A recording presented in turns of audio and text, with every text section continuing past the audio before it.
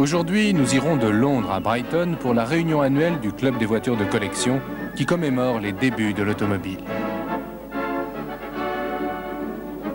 Nous assisterons au début de la saison de F1 de 1956 à Silverstone et à ceux d'Aston Martin en Allemagne pour les 1000 km du Nürburgring. Ces images, parfois insolites, parfois tragiques, ont été tournées par John Tate, un passionné de l'automobile.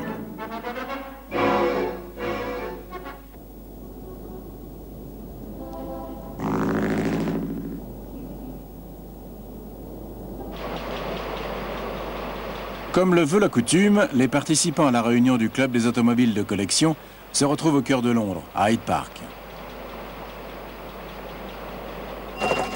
L'un des célèbres Bentley Boys des années 30, Sammy Davis, est parmi les premiers à s'élancer aux commandes d'un tricycle Léon Bollé de 1897. Jack Kelmsley, du Royal Automobile Club, le RAC, est lui au levier d'une Lutzmann modèle 1896. Celui-ci, qui prend le départ en toussant et en fumant, est un Dog Cart International Benz de 1899, conduit par Steedman. En 1900, New Orleans a installé un volant central, qui permet ainsi à ses deux passagers de pouvoir être conducteurs à tour de rôle. Ce n'est pas parce que cette Napier modèle 1900 est équipée d'un moteur à 2 cylindres qu'on est moins ballotté que dans une autre voiture. Cette course est ouverte à tous les véhicules construits au siècle dernier et à ceux fabriqués jusqu'en 1904.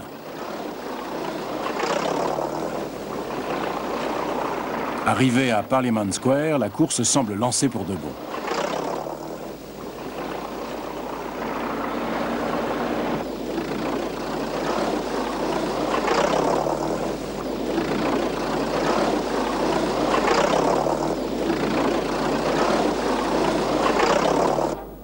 Mais la première panne ne se fait pas attendre. Dès Westminster Bridge, il faut réparer. Une Lotus dont la modernité jure quelque peu vient porter secours à l'équipage en perdition.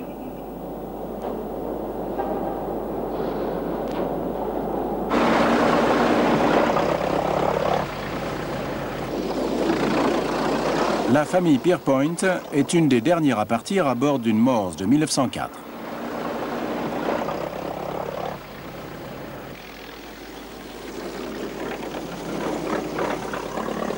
La James & Brown 9 chevaux 1904 de Lucas emmène 4 passagers. Cette 10 chevaux, pilotée par Bofman, est une Norfolk. Mais en dépit de son nom, elle ne vient pas de la belle région du même nom, mais de la ville de Clackheaton dans le Yorkshire. Elle a été produite par les entreprises Blackburn & Company.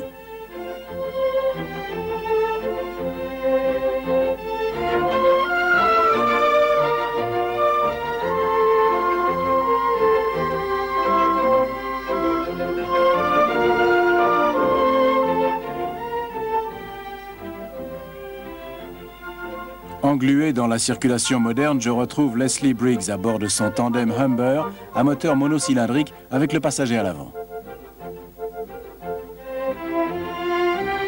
R.H. Stovert pilote un véhicule similaire.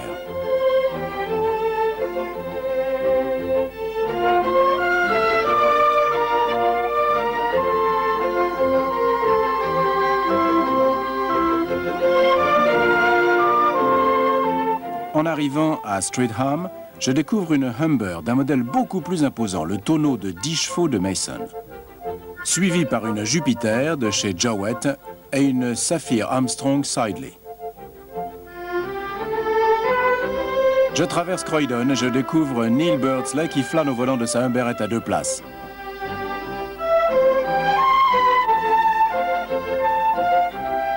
Et voici la Poire et le Levasseur 1904 de Bennett, équipée d'un moteur 15 chevaux. Et là, ça n'est pas un bateau à vapeur, mais la Prescott à vapeur de George Shefflett qui semble avoir quelques difficultés.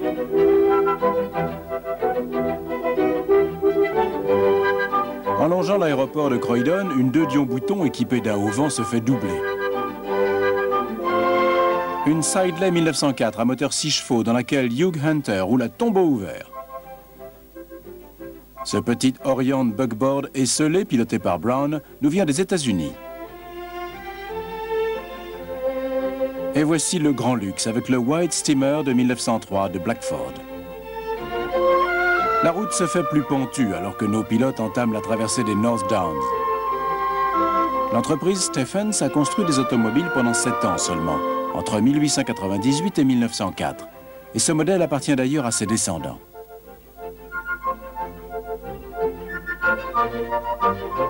Maurice Bateman, qui nous vient du Yorkshire, pompe pour faire arriver l'essence jusqu'au moteur de sa Renault. Et voici la Decauville de 1899 d'Arthur Tyler. Parmi la légion des deux Dion-Bouton, on peut admirer celle de Lord Montagu de Beaulieu, fondateur du tout nouveau musée national de l'automobile.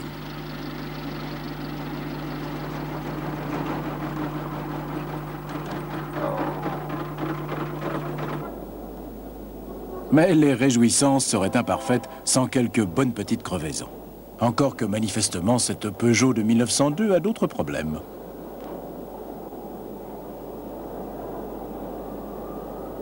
Nos participants ont presque franchi les collines des South Downs et Brighton se profile dans le lointain. Ce n'est pas la Daimler de 1897 du lieutenant-colonel Woolley qui s'en plaindra. Enfin, elle devra arriver au bout.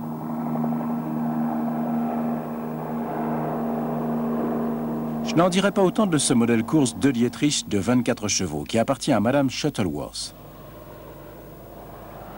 En revanche, la de Dion-Bouton de London, elle, tourne comme une horloge.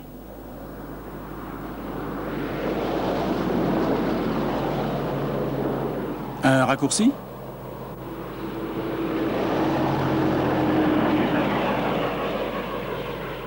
Non, une pause tout simplement. Mais mieux vaut bien serrer le frein à main.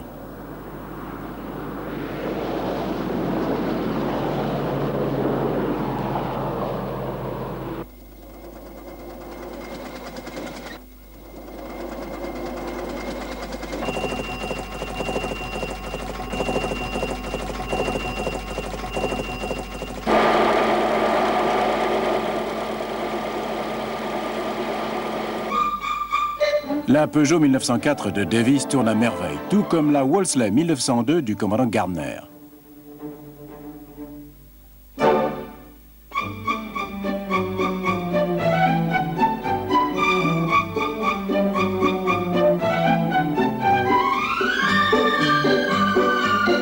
En revanche, la 12 chevaux Siddeley de 1904 doit abandonner.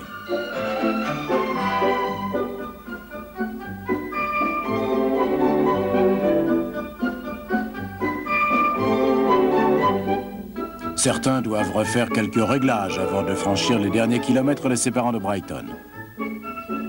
Pendant ce temps, Sammy Davis, la tortue perdue au beau milieu de tous ces lièvres, continue son bonhomme de chemin. Voilà, le pépin est résolu. Il est temps de relancer le moteur. La Humber 10 chevaux de Mason est toujours de la fête. Tout le monde a repris sa place à bord et c'est reparti. On laisse passer le tricycle Riley. Ah, en fait, il n'y a pas de clignotant. Record de vitesse battu pour la Panhard Levasseur de Bennett rempli à ras-bord.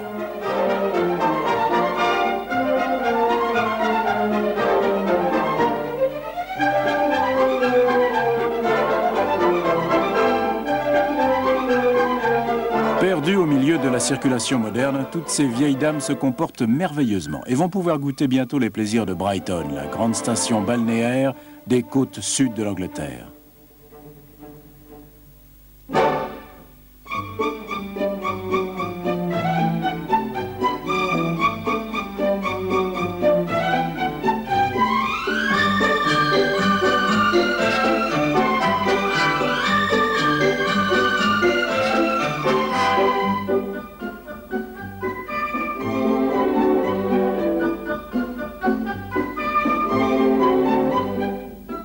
Bizarre, il me semblait que j'avais un passager au départ de Londres.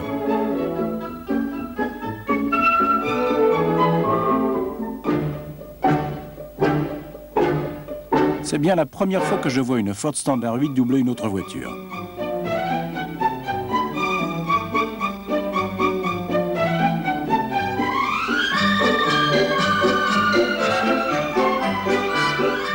Après plusieurs heures de course et près de 75 km parcourus, nos intrépides automobilistes atteignent enfin leur but.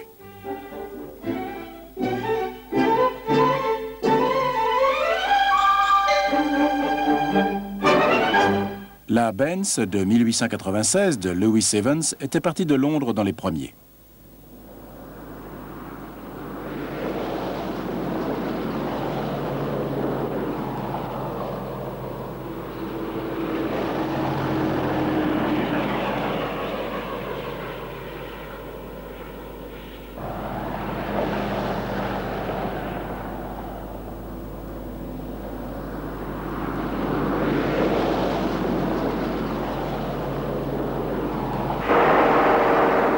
Le maire de Brighton arrive sur Madeira Drive à bord de son Austin Shearline pour accueillir les participants.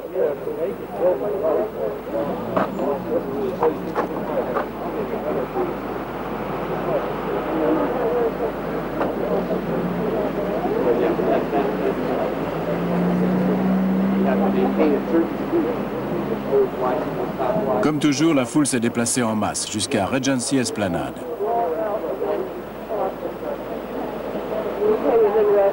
Le premier à franchir la ligne d'arrivée est Sir Clive Edwards à bord de sa Norfolk 7 chevaux de 1900.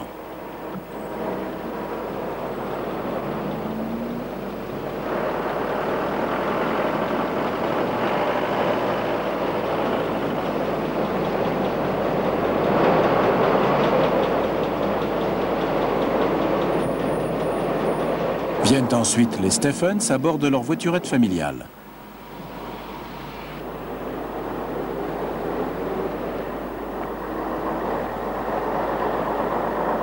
Puis le gros du peloton, dont la Benz 1902 de Sloan avec ses garde-boue originaux.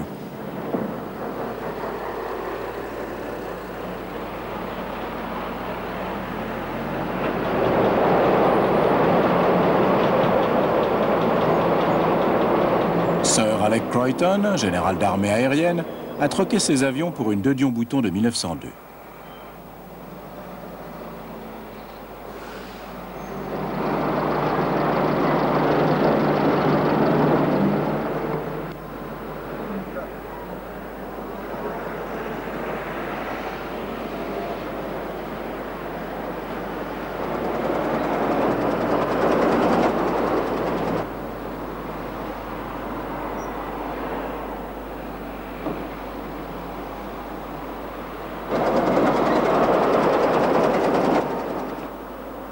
Les préférences de Basil Davenport vont manifestement aux automobiles au style dépouillé.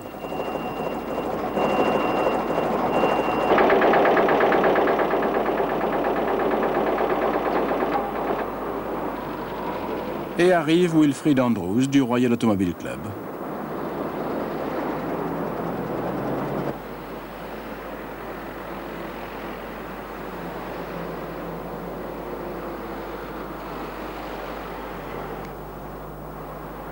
Chef, il y a plein de voitures bizarres en stationnement interdit aujourd'hui.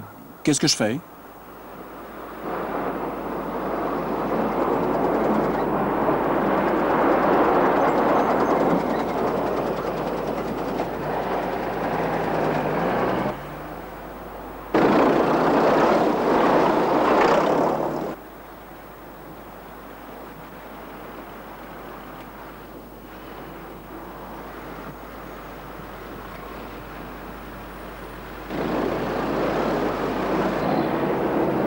Il faut maintenant laisser refroidir les moteurs qui en ont bien besoin avant de reprendre la route de Londres.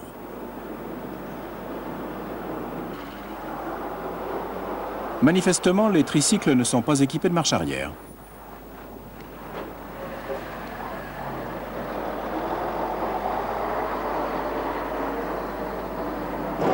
James Holday arrive avec sa Gladiator 1903 qui porte le numéro 112.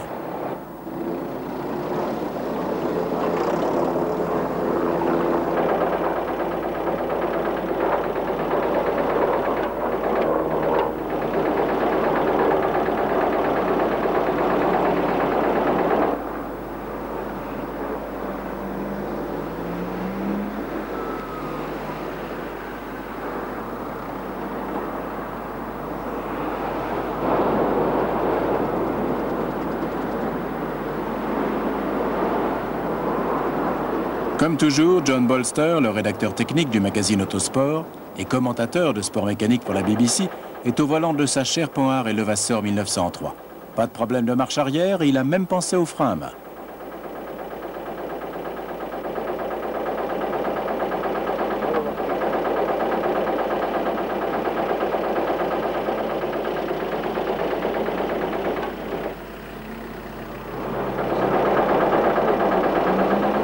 Arrive ensuite la James & Brown 1904. Cette firme a produit des automobiles entre 1901 et 1910 à Hammersmith, à Londres. La plus puissante de la course est la superbe Mercedes 60 chevaux 9 litres 2 de Peter Hampton. C'est ce genre de véhicule que les Allemands ont présenté en 1903 pour la Gordon Bennett Challenge Cup et au début du siècle, elles étaient les automobiles à battre.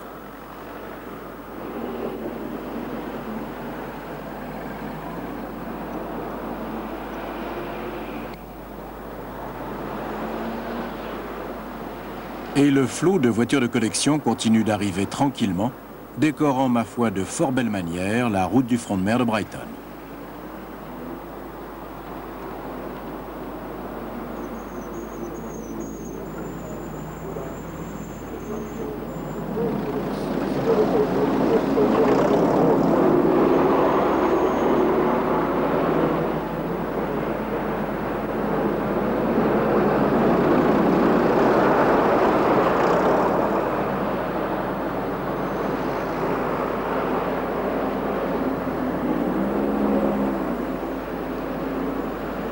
Le temps d'échanger quelques impressions sur la course, de s'en mitoufler jusqu'aux oreilles, et il faut reprendre la route en sens inverse alors que les traînards achèvent le parcours.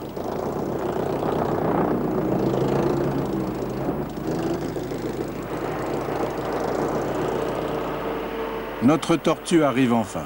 Sammy Davis allait bien sûr autrement plus vite lorsqu'il faisait les beaux jours du Mans avec les autres Bentley Boys.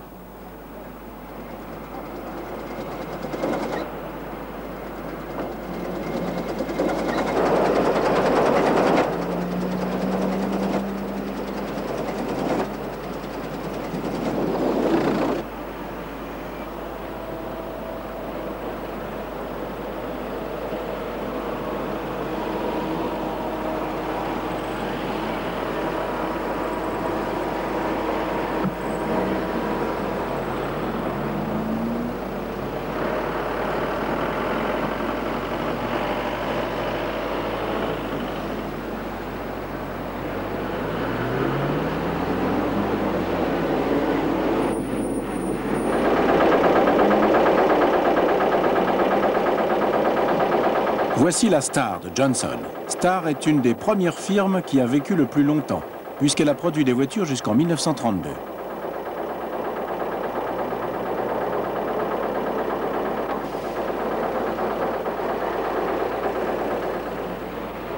Un signe qui ne trompe pas, la journée a été longue et difficile pour la Humberhead de Neil Beardsley. Ce véhicule fut la première automobile légère à connaître un réel succès populaire en Angleterre.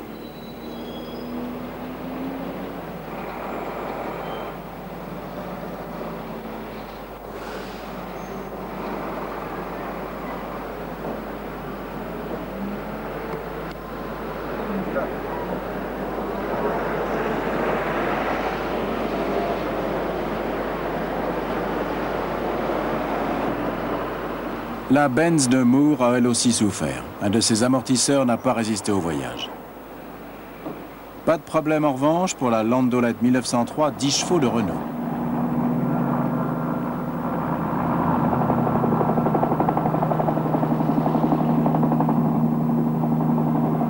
Rolls-Royce a commencé à construire des automobiles en 1904. Et celle-ci, qui appartient à Oliver Langton, était la seule présente aujourd'hui. Après cette sortie aussi inhabituelle qu'intéressante, retour à la vraie course. Ma saison 1956 s'ouvre avec le trophée international du Daily Telegraph à Silverstone. Pour la première fois depuis sa victoire historique d'octobre 1955, Connaught va courir sur le sol britannique. Tony Brooks, promis à un bel avenir, a en effet remporté une course ne faisant pas partie du championnat à Syracuse en Sicile. C'était la première fois depuis la victoire en France de Henry Seagrave en 1924 sur Sunbeam qu'un pilote anglais, sur une voiture anglaise, triomphait dans une course sur le continent. Hawthorne a pris la tête dès le début de la course dans sa nouvelle BRM 2,5 litres surbaissée. Derrière, on retrouve Fangio à bord de la nouvelle Lancia Ferrari de Vittorio Jano, suivi de Moss dans la dernière née de Van Wall, équipé d'un nouveau châssis Lotus et d'une carrosserie aérodynamique redessinée par Mike Coston. Moss va rattraper Fangio et le doubler dans le 6e tour. Deux Britanniques occupent maintenant les 2 premières places. Hawthorne tourne à 5 km/h de plus que le tour le plus rapide effectué l'année précédente. Voilà qui semble de bon augure pour les Britanniques. Mais il faut vite déchanter. La BRM, qui semblait si prometteuse, est contrainte à l'abandon, ce qui ne surprend pas Hawthorne, qui savait que la voiture manquait encore de fiabilité. Stirling Moss se retrouve donc en tête devant le champion du monde en titre, Juan Manuel Fangio, et s'offre même le luxe de compter 13 secondes d'avance sur son italienne dernier cri. Mercedes s'étant retiré de la compétition l'an dernier à la suite de la catastrophe survenue au Mans, la compétition est beaucoup plus ouverte et permet entre autres aux écuries britanniques de briller.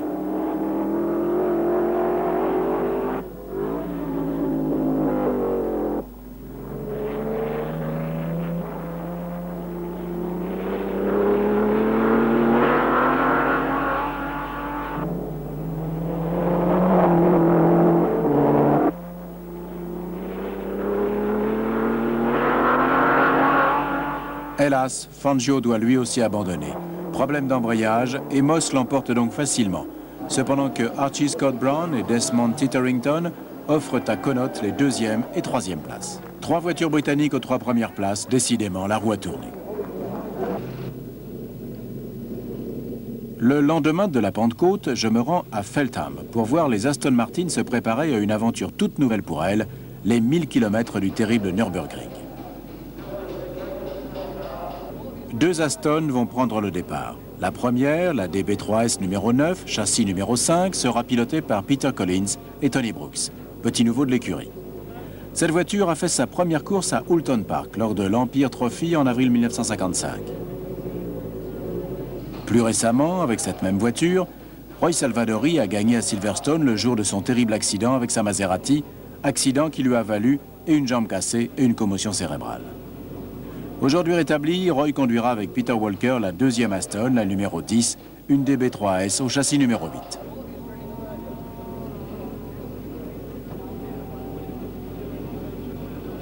C'est avec cette voiture que Moss a terminé 2e derrière Salvadori à Silverstone. Avec de tels résultats et l'excellente maniabilité qui caractérise les Aston, tous les espoirs sont donc permis.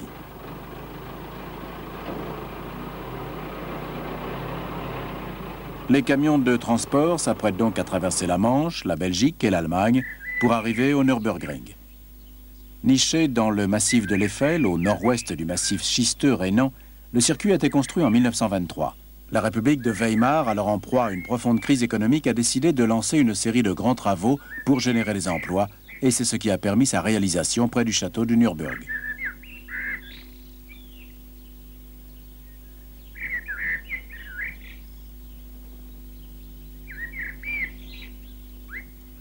C'est encore John Wyer qui a choisi l'hôtel. Il a jugé que l'établissement Lochmühle apportait tout le confort et toute la qualité de service dont son équipe a besoin.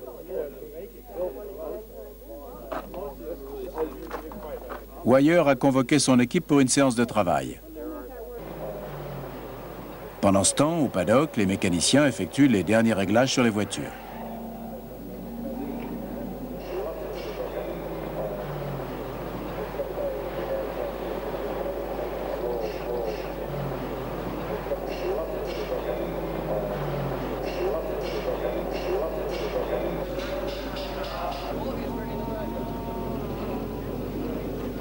Certains semblent d'ailleurs avoir du mal à arriver à leur fin.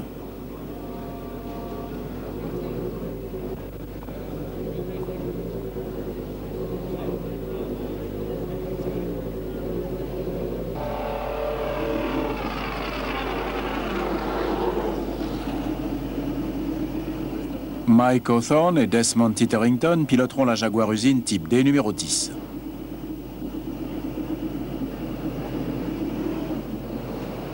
Dunlop a fourni à Jaguar non seulement des pneus, mais également des roues à blocage central. L'autre type D, la numéro 8, est celle de Paul Frère, accidenté aux essais.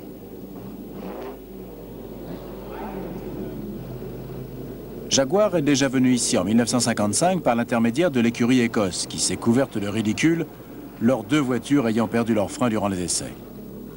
Du coup, le pauvre et talentueux Écossais Jimmy Stewart s'est retrouvé coincé sous sa voiture qui perdait de l'essence à la suite d'une sortie de route. C'est après cet accident qu'il a décidé de mettre un terme à une brillante carrière. Une seule MGA prendra le départ, celle de Fitzwilliam et Carnegie. Apparemment, mettre une roue de secours dans la malle arrière semble poser un problème insoluble.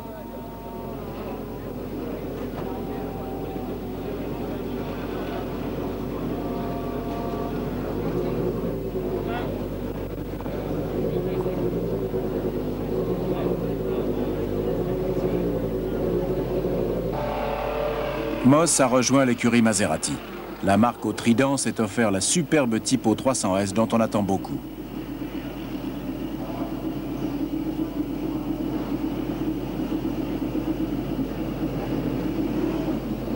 Idem pour Porsche qui se bat à domicile. La tenue de route et le freinage seront les atouts majeurs sur ce tracé mouvementé du Nürburgring, bien plus que la puissance. John Wyer est anxieux alors que les Aston s'apprêtent à faire leur premier tour sur le circuit. Peter Walker vient faire son rapport.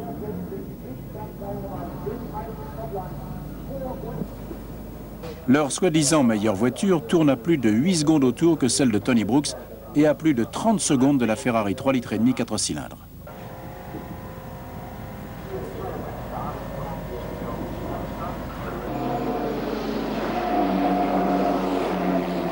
Puis vient le tour de Peter Collins. Il connaît bien le Nürburgring et il n'apprécie guère d'être éclipsé par le jeune Tony Brooks.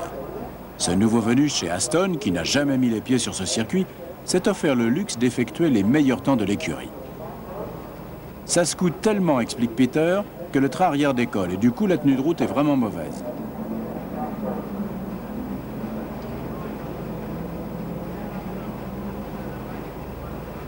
John Wyer vérifie les temps avec les chronométreurs de l'équipe.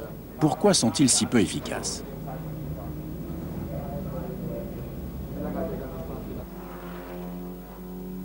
Salvadori est au rapport.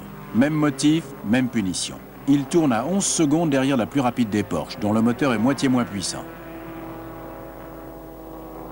La DB3S en est à sa 3e saison et il faut se rendre à l'évidence. Le plus tôt sa remplaçante arrivera, le mieux ce sera.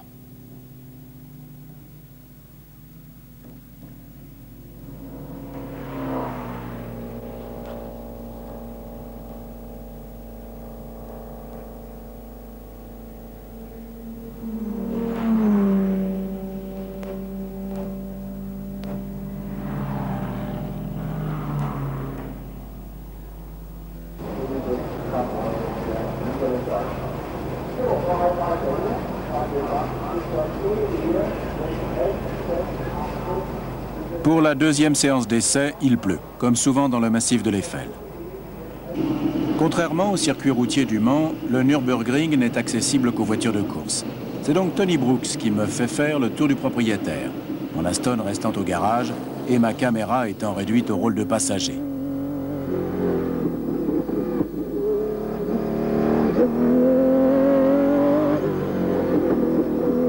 Dès les premiers tours de roue, je constate qu'effectivement, la réputation de Nürburgring n'est pas usurpée. Le revêtement est des plus bosselés et la tenue de route est donc difficile à assurer. Autant dire que les suspensions vont être soumises à rude épreuve.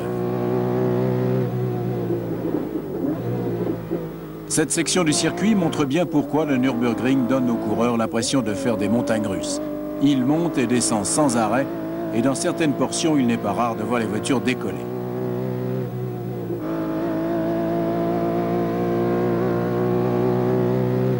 Tout comme nombre d'autres grands circuits, le Nürburgring a lui aussi sa passerelle Dunlop. Vient ensuite une portion plus rapide à la hauteur de Flugplatz, où la puissance du moteur de l'Aston Martin peut s'exprimer. Cette section se termine par la courbe d'Arenberg. On passe sous une autre passerelle, le pont de la Poststrasse, la rue de la Poste, pour attaquer ensuite une descente longue et rapide.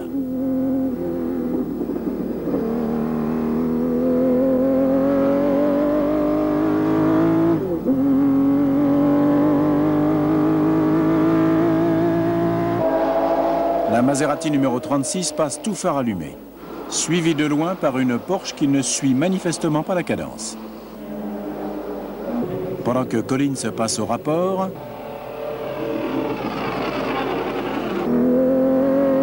Brooks négocie ensuite le Foursquare, une série de virages rapides et sans visibilité.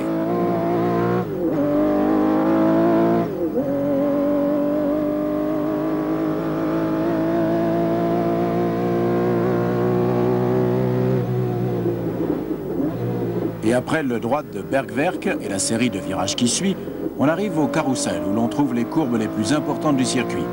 Il est composé de deux espèces différentes de dallage. Et en règle générale, les concurrents sont tenus de rouler à l'intérieur du virage pour éviter le tête-à-queue. Pendant ce temps, les mécaniciens de l'écurie Maserati s'affairent, préparant la voiture pour la suite des essais.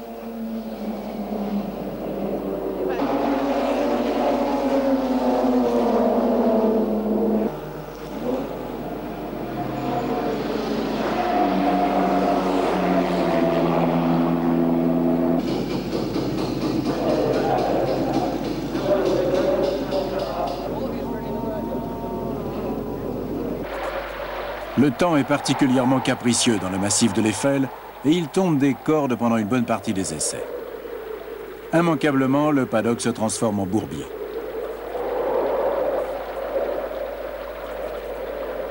Obligeant même l'écurie Porsche à écoper.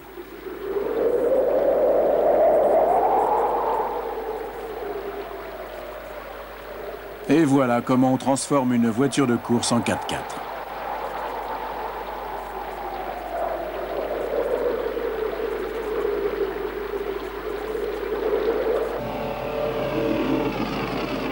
Les éléments se déchaînent, mais il en faudrait bien plus pour interrompre les essais. Surtout lorsqu'on pilote une voiture allemande et qu'on a l'habitude de ce genre de conditions climatiques.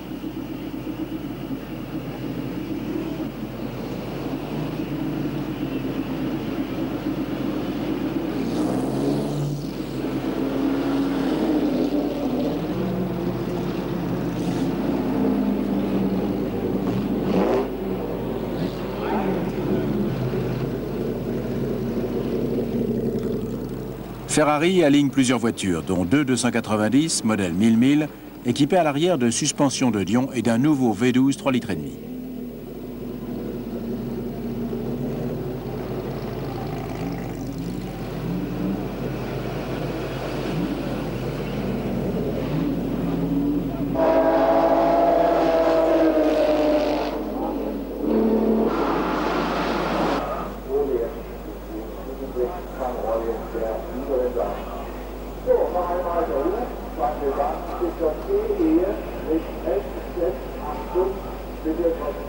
Les essais terminés, les voitures parées pour la course du lendemain réintègrent les camions.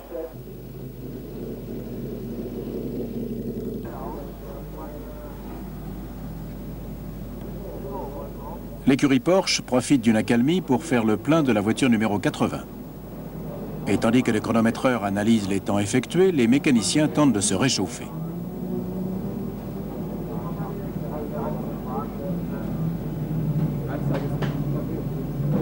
On en profite pour décortiquer le moteur à l'arrière de la voiture numéro 76.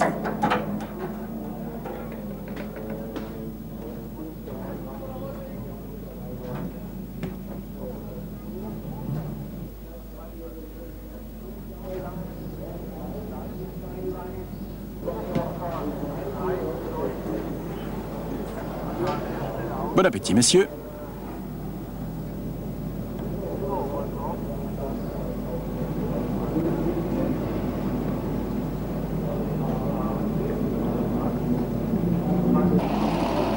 Mais tout le monde n'est pas à l'heure de la pause. Les mécaniciens de la Scuderia sortent du garage la voiture de Juan Manuel Fangio, facilement reconnaissable à son museau blanc.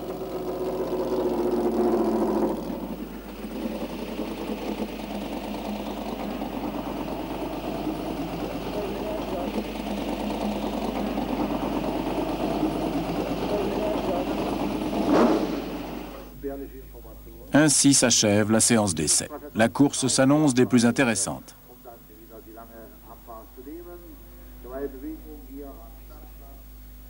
Le lendemain, il fait beau pour le départ. Des tribunes provisoires sont installées un peu partout et les spectateurs, au nombre de 70 000, se massent tout autour du circuit.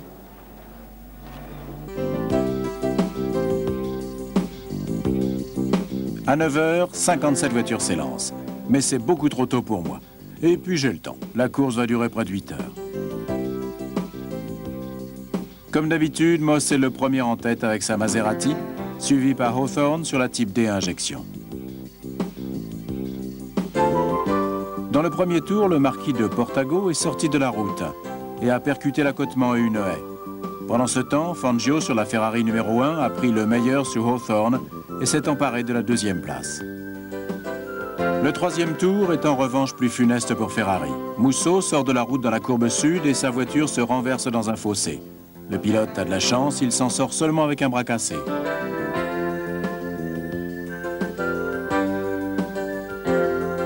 Paul Frère est au volant d'une Type D, la XK D504, qui est arrivée de Coventry en urgence, pilotée par Norman Dewis, pour remplacer la XK D603 que Frère a accidentée pendant les essais. Mais au 7e tour, Frère abandonne, transmission endommagée. Moss caracole toujours en tête, avec 20 secondes d'avance sur Fangio, et Hawthorne s'accroche en 3e position. Puis de Portago est disqualifié pour avoir reçu une aide extérieure. 12 policiers l'ont aidé à sortir sa Ferrari de la haie. 14e tour, Moss et sa Maserati comptent 1 minute d'avance sur le Maestro.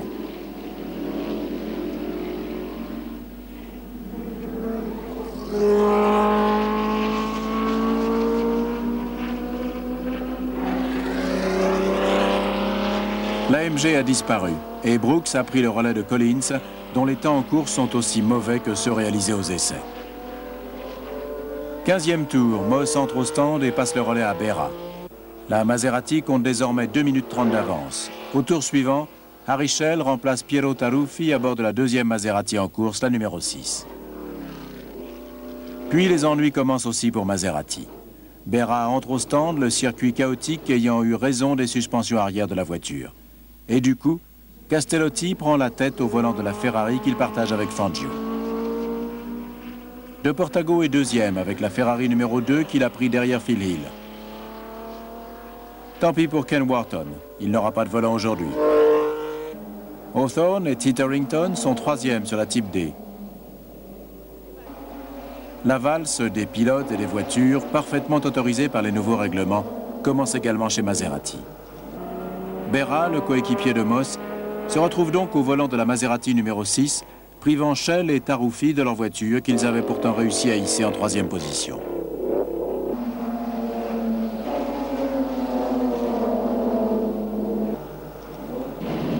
Perdiza, sur la Maserati numéro 12, entre au stand, lui aussi à cause de problèmes de suspension arrière. Il parviendra à reprendre la course, mais pour s'arrêter définitivement dès le tour suivant. À mi-course, après 22 tours, le classement est le suivant. Fangio, Jean Debien, tous deux sur Ferrari. Berra et Moss sont 3e sur le mulet de Maserati. Et Hawthorne et Titterington sur la Type D sont 4e.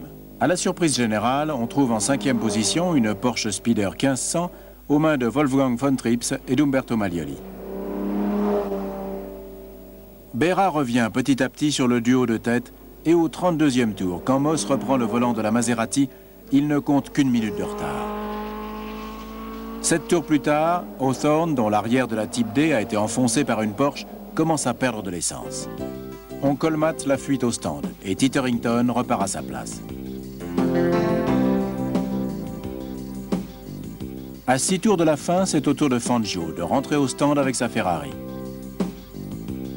Moss en profite pour reprendre la tête et engranger 25 secondes d'avance avant que le Maestro revienne sur le circuit. Et cette avance ne va cesser d'augmenter jusqu'à ce qu'il franchisse la ligne d'arrivée. Dernier tour, 2 des 3 voitures britanniques encore en course sont obligées d'abandonner. La Type D de Titterington et l'Aston de Salvadori n'ont pas réussi à tenir la distance. La Maserati de Moss obtient donc une superbe victoire devant 2 Ferrari. La Porsche de Von Trips décroche une belle 4e place au classement général devant les rescapés britanniques Collins et Brooks sur Aston. Cette année, j'ai décidé de bouder Le Mans. Ma sortie suivante me conduit donc à Silverstone pour le Grand Prix d'Angleterre. Là, je retrouve les superbes Lancia Ferrari qui n'attendent qu'une chose, faire oublier la mère des fêtes allemandes. Moss a décroché une victoire en mai pour Van Wall, mais le voilà revenu chez Maserati. Avec Jean Berra et Cesare Perdisa, ils piloteront les nouvelles 250F 6 cylindres.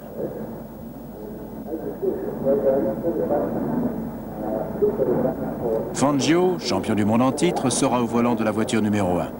Mais les Anglais espèrent bien que son coéquipier Collins rééditera l'exploit de son compatriote Moss en 1955. De son côté, Peter Collins est bien décidé à tenter le coup du chapeau, puisqu'il vient de remporter les 2 derniers Grands Prix en Belgique et en France.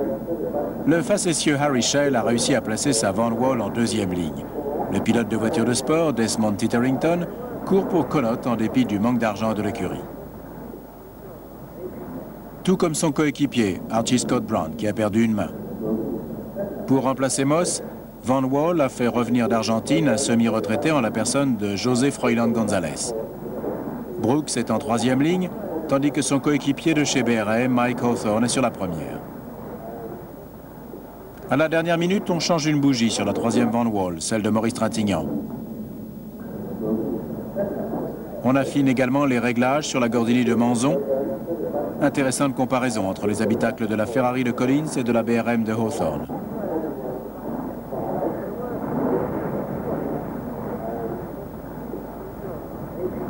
Hawthorne prend un départ canon et il est rejoint en tête par son coéquipier Tony Brooks qui a littéralement jailli de sa 3e ligne. La course est en revanche finie avant même d'avoir commencé pour le pauvre González. Son arbre de transmission casse une dizaine de mètres après la ligne de départ. La foule est aux anges lorsque Hawthorne et Brooks entament leur 2e tour avec plusieurs longueurs d'avance sur leurs poursuivants, dans l'ordre Fangio, Schell, Salvadori, Collins, Castellotti et Moss. 3e tour. Les 85 000 spectateurs acclament de nouveau les 2 BRM.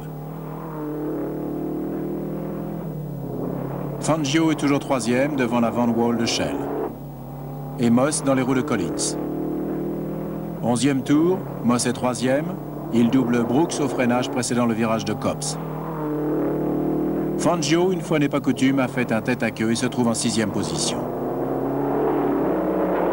Pour mon plus grand plaisir, après 12 tours, 5 pilotes britanniques occupent les 5 premières places du Grand Prix d'Angleterre. Hawthorne mène devant Brooks, Moss, Salvadori et Collins. Puis c'est la catastrophe pour BRM. Hawthorne dérape sur une flaque d'huile et l'accélérateur de Brooks se bloque. Il fait un tête-à-queue et sort de la courbe d'Abbey. La BRM est complètement calcinée, mais heureusement Brooks est sain et sauf. Moss mène donc devant le champion du monde au volant de la Ferrari numéro 1. Quant à Cesare Perdisa au volant de la 3e Maserati usine, il ne figure pas dans les 10 premiers. Puis Fangio prend la tête, Moss étant ralenti par une boîte de vitesse défectueuse.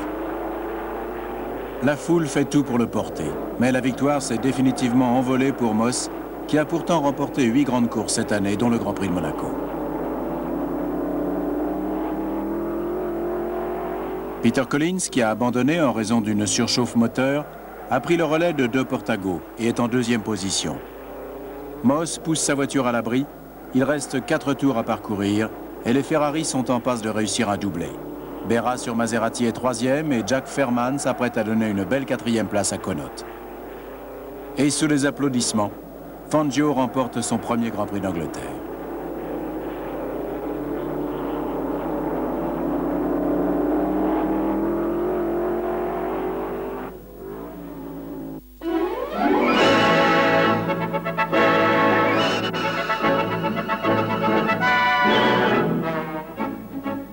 La prochaine fois, nous analyserons le Grand Prix d'Italie de 1956 à Monza.